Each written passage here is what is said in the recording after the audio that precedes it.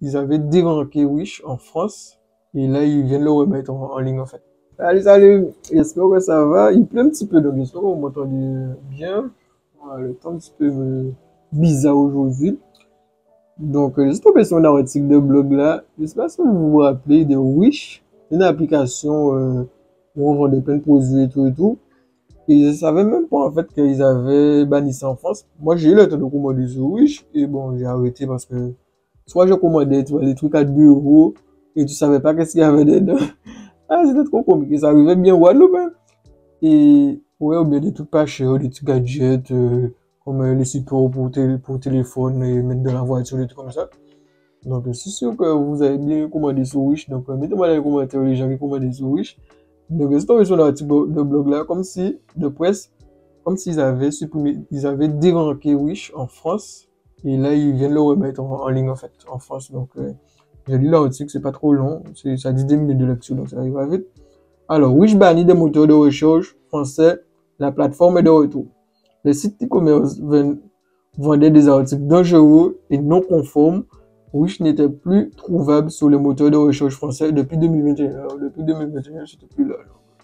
Moi, j'ai rien eu de dangereux, mais c'est vrai que des fois, tu commandais des trucs, tu recevais des trucs bizarres. Franchement, j'étais, ah, ce truc-là, ça a été malade. Le site Wish, plateforme de e-commerce américain, est connu pour ses prix très bas, défiant toute concurrence. Si le prix de certains articles n'excédait pas quelques euros, la qualité n'était souvent pas au rendez-vous et pointée du doigt par de nombreux acheteurs. Je sais pas si vous avez eu le temps voir, il y avait des youtubeurs qui faisaient des vidéos spéciales, ils ont acheté quelques trucs sur Wish et ils font le déballement après quand ils reçoivent le truc, quoi. Alors, en novembre 2021, la Direction générale de la concurrence et de la consommation et de la répression des fraudes avait demandé le retrait du site marchand de Google, Apple et Microsoft. Impossible donc de trouver le site sur les principaux moteurs de recherche épinglés pour vente de produits non conformes et dangereux. Wish vient d'obtenir l'abrogation et une levée des sanctions pesant contre lui. Je ne sais pas qu'est-ce qu'ils ont mis en place pour pouvoir est-ce que ça va être vraiment différent en fait? À savoir, selon une information du site américain Politico, ce nouveau référent intervient au bout d'un an de dissuasion avec la DGG, je sais pas, dont des engagements pris par Wish sur la procédure de retrait et de rappel des produits, ainsi qu'une limitation d'articles proches de ceux jugés non conformes et dangereux. Est-ce que ça va vraiment marcher? Ministre chargé des petites et moyennes entreprises du commerce assuré par la DG, je sais pas quoi, serait très attentive aux engagements de Wish. Donc, si vous voulez retester Wish, allez retester Wish et vous allez me dire aussi si les engagements sont tenus ou pas, on verra bien. Ce n'est pas la première fois que le site Wish se voit rappelé à l'ordre par les autorités.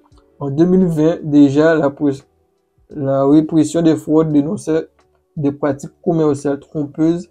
Les clients pouvaient alors trouver des réductions allant jusqu'à 90% basées sur des prix de référence trompeurs. Ouais, effectivement, des fois, il y a des réductions alors que... Comme quoi, la magie du commerce. Donc, si vous n'êtes pas encore dans le commerce en ligne, je vous conseille vivement. Et comme je dis en ce moment-là, je vais créer des sessions de formation en vente sur Amazon, se lancer sur la vente sur Amazon et la création de boutiques professionnelles avec Shopify et WordPress. Donc, si ça vous intéresse, vous m'envoyez un message. Ça va être financé par le CPF et le Pôle emploi. Ça sera en présentiel en Guadeloupe. Normalement, je pense que ça va être prévu pour juin. Donc, si les dates sont pas encore officielles, donc s'il y a un remaniement, je vais vous tenir au courant. Pour vous inscrire, vous m'envoyez des messages, comme ça je vous mets sur une liste d'attente et dès que tout ça sera bien comme il faut, je vais vous recontacter. Pour tout ce qui est CPF aussi pour l'emploi, c'est important de me contacter dès maintenant pour pouvoir faire les démarches pour que ça puisse être autorisé par la suite. Donc voilà, et attention, les places sont limitées. Ça sera 10 personnes maximum par session.